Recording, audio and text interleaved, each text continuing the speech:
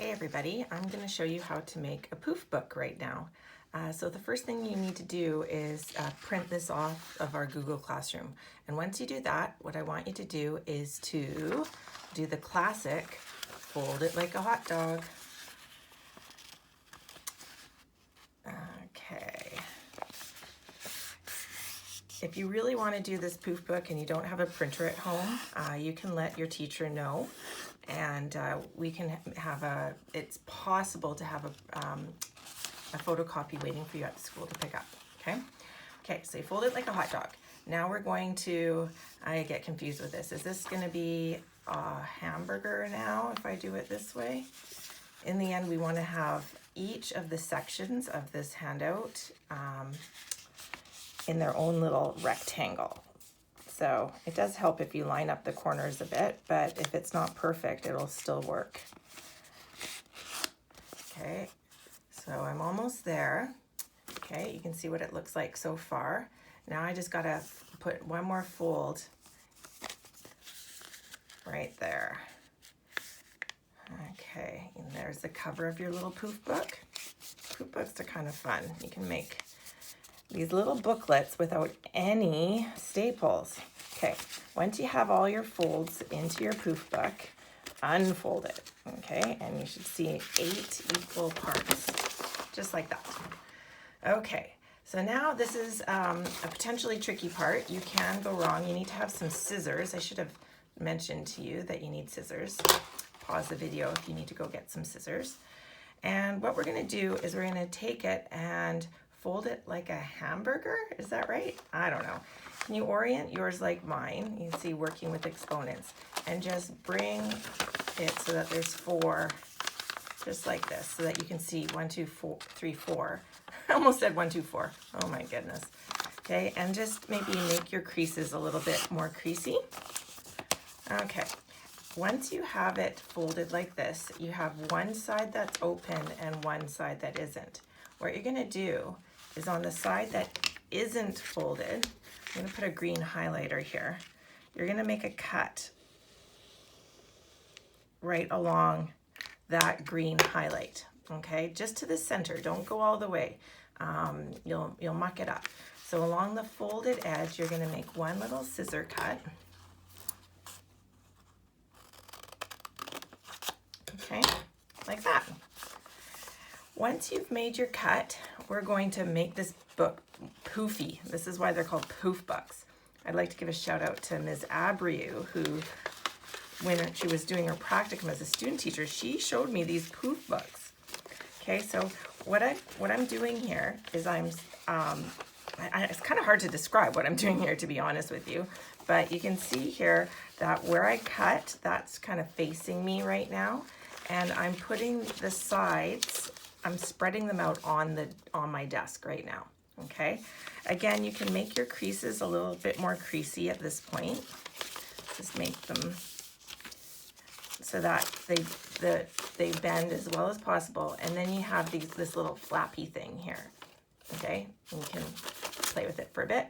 Grab the 2 flaps that are going back and forth, and we're going to do this magical move. This is the best part.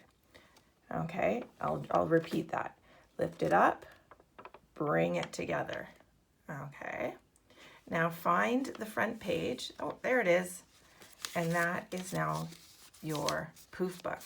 And you now have a nice little go-to reference guide for all of your exponent laws. We've got rational exponents here. We've got a little bit of flower power happening to remind you.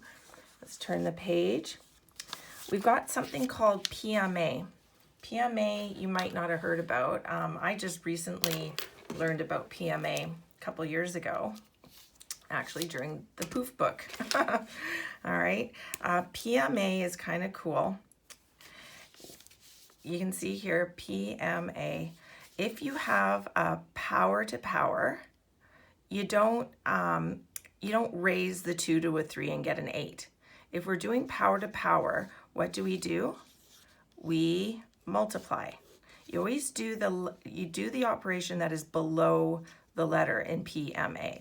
So if you have a power to power, then we multiply. And that's what you can see here by 2 times 3. Okay, let's do one more here. If you are multiplying, if you have a multiplying question, you don't multiply those together to get a 6. If you multiply, then if you have a multiplying question, then we add the exponents. Okay, so PMA, you do what's below. And over here, on the divide side, it's DS. Okay, so if you have a dividing question, you don't divide the exponents. If you have a dividing question, what do? You subtract. Okay, so you do the letter that's below.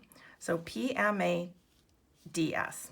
That has helped a few students, so if you screw up your exponent laws, that might help you as well. And just remember, this entire page here is for like bases. If you have an X base and a Y base, you can't do it. Notice that at the bottom here, for add and subtract, there's no letter below adding and subtracting. There is no exponent law.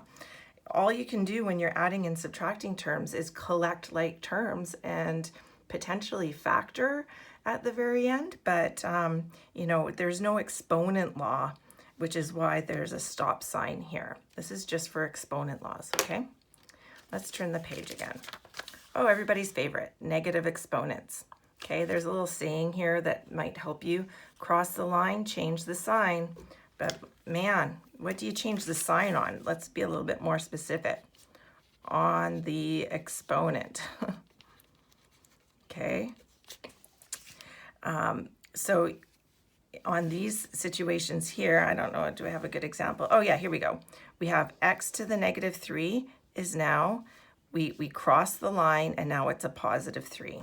Okay, so the x negative 3 crosses the line and we change the sign. Same with this, x to the negative 2, we don't want the negative 2, let's have it cross the line. Okay, so cross the line, change the sign on the exponent. You know, negative exponents do not make the number negative, right? Negative exponents have reciprocate. Negative exponents reciprocate. Only negative bases make the number negative, so that's an important one to keep in mind.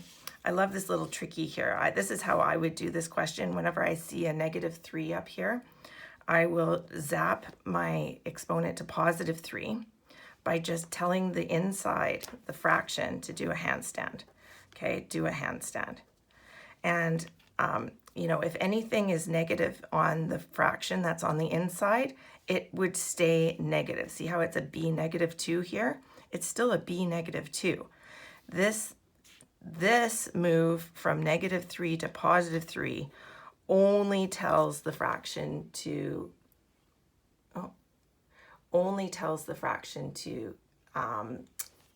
flip, okay? And then on the very back side, this is a nice little summary of all of your exponent laws, plus some of the facts that you need for the other trickier ones at the bottom, okay? So just have this at your side when you're doing the rest of the unit until it's memorized, okay? Eventually it will be memorized, I promise. Okay, good luck.